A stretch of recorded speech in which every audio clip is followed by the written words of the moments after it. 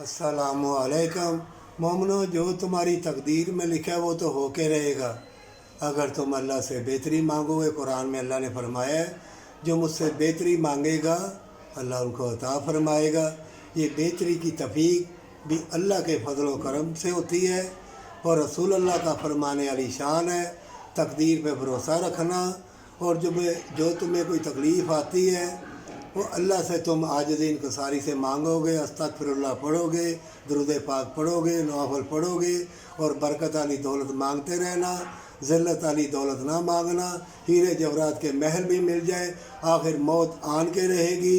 तुम मकरो फरेब वाले लोगों की पर्चियाँ लेने चले जाते हो, वो दुनिया के तलबगार है, वो उन्होंने इस्तें लूटी हैं, कई घर तबाह बर्बाद करा दिए हैं, कितनों को तलाक़ें हो गई हैं, कितने बहन भाई आपस में माँ बाप बेटे से जुदा हो गए हैं। ऐसे तवीज़ गंडे वाले मक्कार लोगों ने लड़कियां लड़के छोड़ी होती हैं जो वेले में ठंडे होते हैं। इनका कहा ना मानना, घर में कुरान पढ़ो, अल्लाह तुम्हारा हामी और नासर है।